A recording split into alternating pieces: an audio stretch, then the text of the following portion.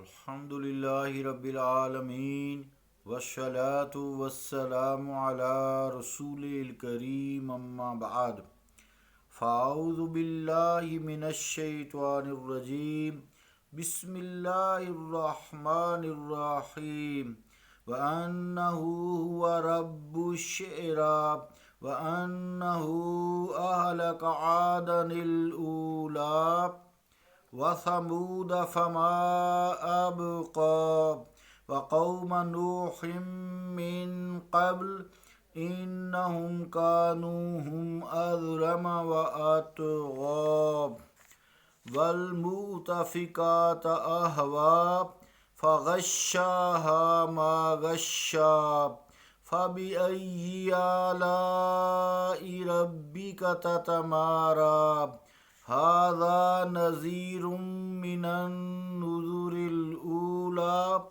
آزفت الآزفة ليس لها من دون الله كاشفة أفمن هذا الحديث تعجبون وتضحكون ولا تبكون وأنتم سامدون فاسجدوا للہ وعبدوا۔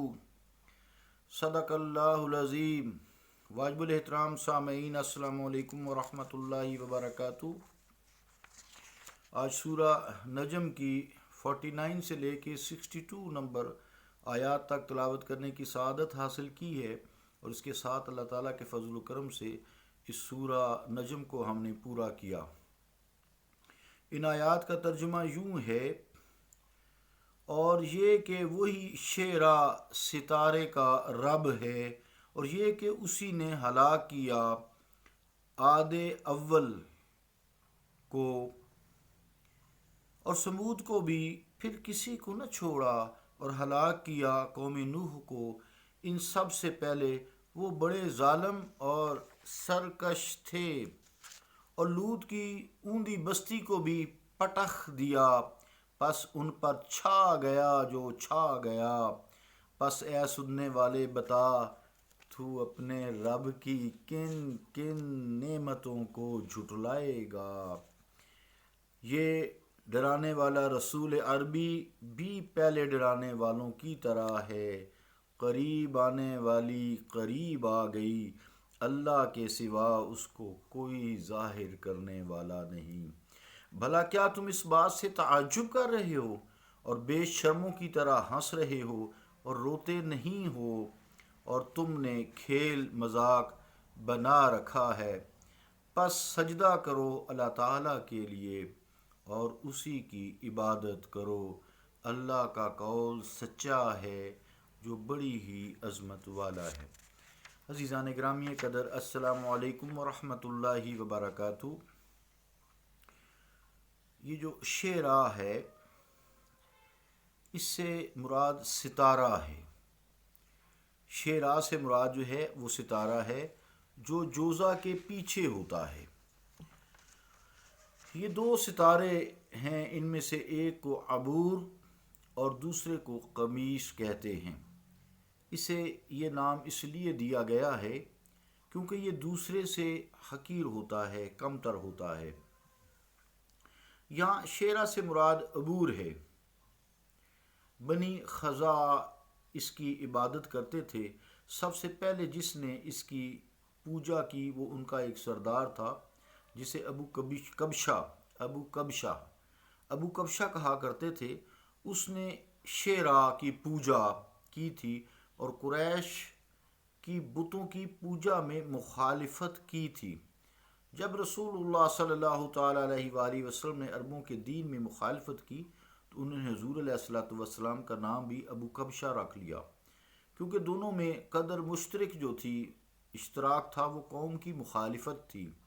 یہاں اس کا خصوصی طور پر اس لیے اس آیت میں ذکر کیا گیا ہے کیونکہ یہ بھی اللہ تعالیٰ کی مخلوق ہے۔ ستارے، چاند، سورج، یہ سب مخلوق ہیں، اور جس ستارے کا نام انہوں نے شعرا رکھا ہے وہ بھی اللہ تعالیٰ کی مخلوق ہے۔ یہ لات عزا کی طرح عبادت کے مستحق نہیں ہے۔ یہ بھی ممکن ہے کہ یہ حضرت ابراہیم علیہ السلام کے زمانے میں ایک قوم نے اس کی عبادت کی، اسی وجہ سے صحف ابراہیم اور صحف موسیٰ علیہ السلام میں خصوصاً ان کا ذکر ہے۔ آگے جو آیت ہے وَأَنَّهُ أَهْلَكَ عَادًا الْأُولَى، تو اس میں قوم عاد مراد ہے، اور عادًا الأولیٰ سے مراد قوم ہود علیہ السلام کی قوم ہے۔ حضرت نوح علیہ السلام کے بعد یہ پہلی قوم تھی جس پر عذاب آیا، انہیں تند تیز ٹھنڈی یخ بستہ ہوا سے ہلاک کیا گیا۔ ان کے بعد بھی ان کی نسل کے لوگ تھے جنہیں عاد اخرى کہا گیا ہے۔ آیت نمبر آگے 51 ہے۔ آگے یہ آیات آسان ہیں کہ وَثَمُودَ فَمَا أَبْقَىٰ وَقَوْمَ نُوحٍ مِّن قَبْلُ إِنَّهُمْ كَانُوا هُمْ أَظْلَمَ وَأَطْغَىٰ، یہ قوم صالح تھی جنہیں اللہ تعالیٰ نے چیخ کڑک کے ساتھ ہلاک کیا تھا اور ان میں سے کوئی بھی باقی نہیں بچا تھا۔ عاد اور سمود سے پہلے حضرت نوح علیہ السلام کی قوم کو ہلاک کیا گیا۔ آپ کی قوم ان دونوں قوموں سے زیادہ ظالم تھی اور سرکش تھی، کیونکہ حضرت نوح علیہ السلام نے انہیں بہت عرصہ 950 سال تبلیغ کی اور توحید کی دعوت دی، لیکن یہ لوگ بہت سرکش تھے۔ حضرت نوح علیہ السلام کو بہت ستاتے تھے، اللہ کی نافرمانی کرتے تھے، بتوں کے پجاری تھے۔ یہ جھٹلانے میں حضرت نوح علیہ السلام کو اور حضرت نوح علیہ السلام کو اذیت دینے میں زیادہ سرکش تھے۔ وہ آپ کو مارتے تھے، یہاں تک کہ آپ کے جسم میں حرکت تک نہ رہتی تھی، اور مارنے کا مقصود بھی یہی ہوتا تھا کہ لوگ آپ سے دور ہو جائیں، آپ کی بات نہ سنیں۔ تو پوری سورہ نوح ہے اس حوالے سے۔ آگے جو آیات ہیں وَالْمُؤْتَفِكَةَ أَهْوَىٰ فَغَشَّاهَا مَا غَشَّىٰ فَبِأَيِّ آلَاءِ رَبِّكَ تَتَمَارَىٰ، تو وہ بستیاں جو ان کے مکینوں کے ساتھ الٹ دی گئی تھیں، یہ حضرت لوط علیہ السلام کی بستیاں تھیں۔ ان کا بھی تذکرہ قرآن کریم میں 12 دفعہ ہے، یعنی حضرت جبرائیل علیہ السلام نے انہیں آسمان کی طرف اٹھایا، پھر انہیں نیچے گرا دیا، اور ما غشا سے مراد پتھر ہیں جو نشان زدہ تھے۔ آگے آیت نمبر جو 56 ہے ھذا نذیر من النذر الاولیٰ، تو یہ اس میں اشارہ ہے ھذا، تو اس سے مراد حضور کریم صلی اللہ تعالیٰ علیہ وآلہ وسلم کی ذات گرامی ہے، یا پھر قرآن حکیم اس سے مراد ہے۔ آگے قیامت کا تذکرہ ہے آزفۃ الآزفہ لیس لہا من دون اللہ کاشفہ، یعنی قیامت قریب ہو گئی۔ اللہ تعالیٰ کے فرمان ہے نا، یہ کل انشاءاللہ ہم سورہ بھی شروع کریں گے، سورہ جو اگلی ہے اس سے اقتربت الساعۃ وانشق القمر، تو اس کے قریب ہونے سے، صفت سے قریب ہونے کی جو ہے یہ تذکرہ کیا گیا ہے، اور اسے صرف فرمایا اللہ تعالیٰ کے علاوہ اور کوئی ظاہر نہیں کر سکتا۔ 58 نمبر آیت میں یہ فرمایا گیا ہے۔ اگلی جو آیت ہے 59 نمبر ھذا حدیث، تو اس سے مراد قرآن حکیم ہے، قرآن حکیم ہے، اور جو وَأَنْتُمْ سَامِدُونَ ہے اس سے مراد یہ ہے، اس سے پہلے جو وَتَضْحَكُونَ وَلَا تَبْكُونَ، مراد یہ ہے کہ تم ہنستے رہتے ہو، دنیا میں مگن رہتے ہو، خشوع و خضوع کرتے ہوئے تم روتے نہیں ہو، تمہاری آنکھوں میں آنسو نہیں آتے، یا دنیاوی لذات میں تم خوش رہتے ہو، وہاں ہنستے کھیلتے رہتے ہو، اور اللہ تعالیٰ کی طرف تمہارا دھیان نہیں رہتا بلکہ اس کی تم نافرمانی کرتے ہو، اور اگر تمہیں یہ خیال آ جائے تو تم غمگین ہو جاؤ اور تم رونے لگو۔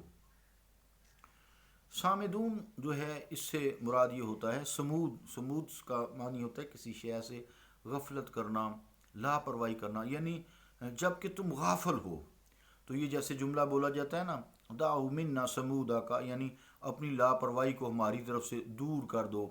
یہ والبی اور اوفی کی حضرت ابن عباس رضی اللہ تعالی عنہما سے روایت ہے، اکرمہ رحمۃ اللہ علیہ نے کہا کہ اہل یمن کی لغت کے مطابق السمود کا معنی ہے بے نیاز ہونا، یعنی مراد یہ کہ جب کافر قرآن کریم کو سنتے، رسول کریم صلی اللہ علیہ وآلہ وسلم کو نماز پڑھتے دیکھتے تو آپ کا استغفر اللہ مذاق اڑاتے، یا تکبر سے پاس سے گزر جاتے، کوئی دھیان ہی نہ دیتے، یا غصے ہوتے، یا اعتراض کرتے، یا طرح طرح کی باتیں بناتے۔ تو ابن ابی خاتم رحمۃ اللہ علیہ نے حضرت ابن عباس رضی اللہ تعالی عنہما سے یہی نقل کیا ہے، اور فرمایا ہے کہ رسول اللہ صلی اللہ علیہ وآلہ وسلم نماز پڑھ رہے ہوتے تو وہ تکبر کرتے ہوئے پاس سے گزر جاتے، تو اس وقت یہ آیت نازل ہوئی وَأَنْتُمْ سَامِدُونَ۔ آگے جو آخری آیت ہے فَاسْجُدُوا لِلَّهِ وَاعْبُدُوا، تو اللہ تعالیٰ کے لیے خشوع و خضوع کرتے ہوئے اس کے وعد اور وعید کی تصدیق کرتے ہوئے عبرت حاصل کرو اور سجدہ اسے کرو۔ سجدہ صرف اسی کو ہے، اور کسی کو سجدہ نہیں ہے، وہی وحدہ لا شریک ہے، اس کے علاوہ کوئی عبادت کے لائق نہیں، اس کی ذات و صفات میں کوئی شریک نہیں۔ سبحان اللہ و بحمدی کا، سبحان اللہ و بحمدی کا، اشہد ان لا الہ الا انت استغفرک و اتوب الیک۔ صلی اللہ تعالی علی رسول خیر خلقہ محمد وعلی آلہ وصحبہ اجمعین برحمتک یا ارحم الراحمین۔